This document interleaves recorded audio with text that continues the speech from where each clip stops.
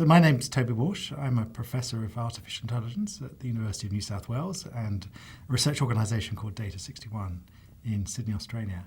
So I've spent my life working in AI, and I find myself as a bit of an accidental activist now because I didn't really set out with the purpose of being an advocate here, but I spent a lot of time talking to the media, talking to the media about why AI is taking the world, and I was getting a lot of questions about these sorts of topics, about the Terminator scenario and about autonomous weapons. And so I felt I really had to, first of all, educate myself and then help to inform the public as to where technology is and where it's going to take us.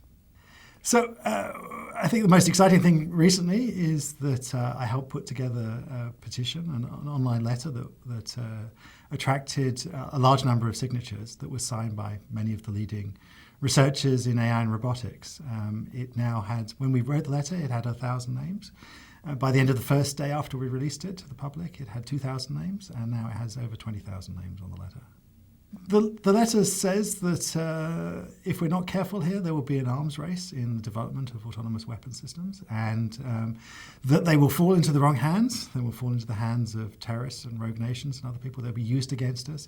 This is going to be a very undesirable endpoint to be, so we should avoid that by thinking about putting a ban in place today. The letter calls for a ban on offensive autonomous weapons. It does so because, as I said, that we look at where the endpoint is going to be, and this is technologies that can be easily available. It's going to be, a disastrous turnaround for mankind if we do allow us to sort of go down this road. There's, lots of good things you can do with AI. That's why I started out in the field. That's why I'm very keen to carry on doing research in this area. We're going to save thousands of lives on the roads of the world because autonomous cars, which is pretty much the same technology you need to go into an autonomous weapon system, are going to reduce road fatalities to almost zero. We already have the Google car driving around California. It's had only a few minor accidents. All those accidents have been the results of humans that have been sharing the road with the Google car. So it's clear that autonomous cars are going to be a great benefit to mankind. Each of those road accidents costs $1 million in terms of the cost to the community. It's, of course, a great personal tragedy to the people involved.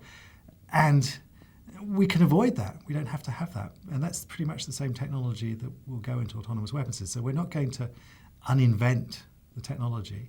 And we will want the technology. There are many other good benefits you can see from AI. So we've got to think about ways we can regulate and control the use of that technology. And in particular, there's no reason that we should use it to build better weapons.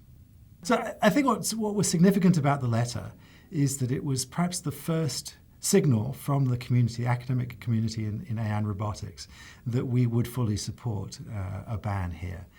Previously, you've had people like Stephen Hawkins, he did sign this letter as well, raise concerns about where technology was taking us, but here you had the people who understood perhaps the technology best. So I think it's worth stopping and thinking for a second. Here are 2,000 of the people who understand the technology best who are saying, yes, let's get a ban in place. It contains many of the leading researchers in the field of AI and robotics. It contains researchers from around the world. It's not just the United States. I have to be honest with you, there weren't that many signatures from China. I believe, talking to my Chinese colleagues, there was a significant pressure on them. That they felt that they would be, hurting their careers if they did sign the letter. So I think the fact that there aren't that many names from China is actually symptomatic of something else, not that there weren't support from within the academic Chinese community. But there are many names from Australia, from many European countries, and from all around the world. I haven't counted the number of countries, but it will be in the 30 or 40, if not more. I don't think anyone who signed the letter expects us to stop doing research. As I said, there are many good things that we can do with these technologies. Autonomous cars is just one of the examples. But we don't have to militarize the research. And so it will still be possible with more work to reposition our robots, to add a gun to them and turn them into something that would be an offensive weapon. But that would actually take significant resources.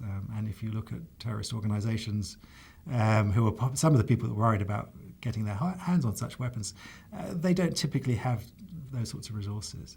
we're still learning how to build the technology, and so the capabilities of the systems are still rather limited, and so it would actually still be quite a challenge to build something. I mean, it took the resources of a big company like Google to build the Google car.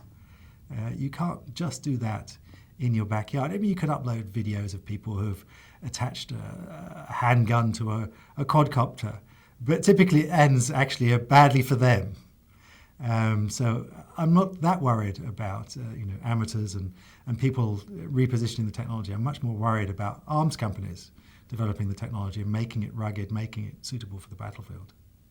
So I don't do any military research myself, but as I said, when I talk to the public, and the public is increasingly concerned where technology is taking them, not just in terms of autonomous weapons, but in terms of what's going to happen to jobs and many other things that AI is going to have an impact on society.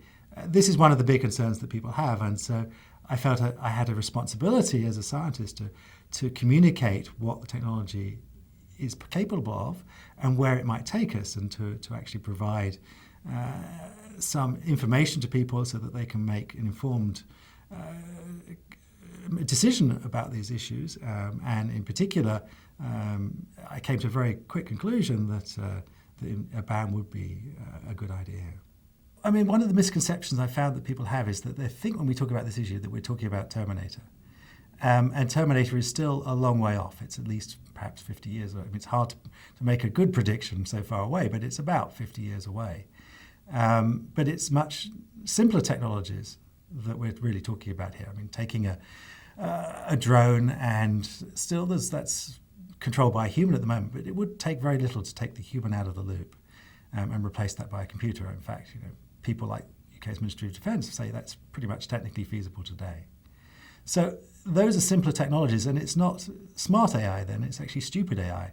Certainly the current state of art in our capabilities of building such systems means that they will make many, many mistakes. The recent leaked reports about the drone papers that showed that nearly 9 out of 10 of the victims of those drone attacks were not the intended target. That's when you've still got a human in the loop. You're a human making those critical decisions. And I can assure you, when you take the human out of the loop and replace them by a computer, the statistics will be even worse.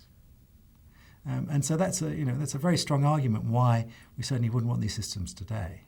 I think it would be better if we just didn't have robots doing killing. I think it's probably... there's lots of other issues. There's the moral issue of whether we should actually give over the responsibility to computers, and various issues of law as well. I mean, it's certainly... It's not the case that computer vision system is good enough to distinguish between combatant and civilian, or between combatant and injured combatant, which is required by the rules of law. And so these weapon systems, it's doubtful that they're actually permissible under a strict reading, at least, of the rules of law. So, I mean, one of the arguments put forward is that killer robots would be more ethical, more likely to follow the rules of combat, less likely to cause atrocities. That, again, is fanciful. We don't know how to build ethical robots.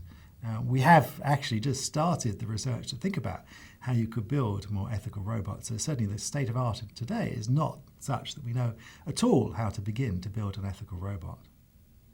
It was very pleasing to see that the campaign had very broad support. I mean, it's not the case that there's 100% of the community has signed up to the letter. There is, certainly a few dissenting voices. As you would expect, it's a complex question. It's not completely black and white. There are interesting moral questions to consider. But it was very pleasing how many of my colleagues came to me and said, that's a really good thing. And at the end of the day, most of us are working in AI because we want to make the world a better place. In fact, I'm sure all of us are working in AI because we want to make the world a better place. And there are many great things that we'll do with the technology that will make our lives healthier, wealthier, and happier. And we should avoid going down the bad roads where AI is used to make the world a worse place. And we can avoid that if we want to.